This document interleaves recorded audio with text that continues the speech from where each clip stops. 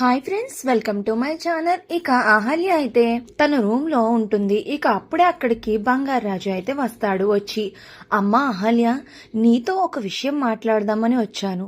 నేను వచ్చినప్పటి నుంచి చూస్తున్నాను, గౌతమ్ బాబు నీ కోసం చెయ్యని పని లేదు, నీ కోసం మాట పడని వాళ్ళు కూడా లేరు. ఎవరు ఎన్ని మాటలన్నా, ఎవరు ఎంతలా అవమానించినా, నీకు ఎలాంటి అవసరం వచ్చినా అన్నింటికీ తోడుగా నీడగా నిలబడుతున్నాడు. అలాంటి గౌతమ్ బాబు మీద నీ అభిప్రాయం ఏంటమ్మా? అసలు గౌతమ్ మీద నీకున్నది ఏంటి అనేది నువ్వే కూర్చుని తీరిగ్గా ఆలోచించి ఒక నిర్ణయం తీసుకోమ్మా అని అయితే బంగారాజు అంటూ ఉంటాడు. ఇక అప్పుడు అహల్య ఇలా అంటూ ఉంటుంది, ఆయన నాకు ఏం కావాలో అన్నీ చూస్తారు, ఆయన నాకు ఒక దేవుడితో సమానం అని అహల్య అంటూ ఉంటుంది. దేవుడు అంటున్నావు సరే, కానీ ఇంతకీ అతన్ని నువ్వు ఎలా భావిస్తున్నావు అనేది నీ మనసుకే వదిలేశాను, నువ్వే ఆలోచించి ఏదో ఒక నిర్ణయం తీసుకోమ్మా అని బంగారాజు అక్కడి నుంచి వెళ్ళిపోతాడు. ఇక అహల్య బెడ్ మీద కూర్చుని అయితే ఆలోచిస్తూ ఉంటుంది. ఎందుకు గౌతమ్ గారి గురించి నేను పదే పదే ఇంతలా ఆలోచిస్తున్నాను?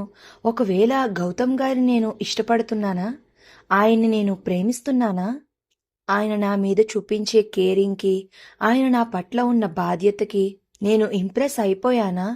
నిజంగా నేను గౌతమ్ గారిని ప్రేమిస్తున్నానా అని తనలో తాను సంతోషపడిపోతూ అహల్య అయితే చాలా నవ్వుకుంటూ ఉంటుంది. ఇక అప్పుడే అక్కడికి గౌతమ్ అయితే వస్తాడు. వచ్చి నుంచుని చూస్తూ ఉంటాడు. ఇక అప్పుడు అహల్య లేచి నుంచుని ఇక గౌతమ్ని అయితే హగ్ చేసుకుంటుంది.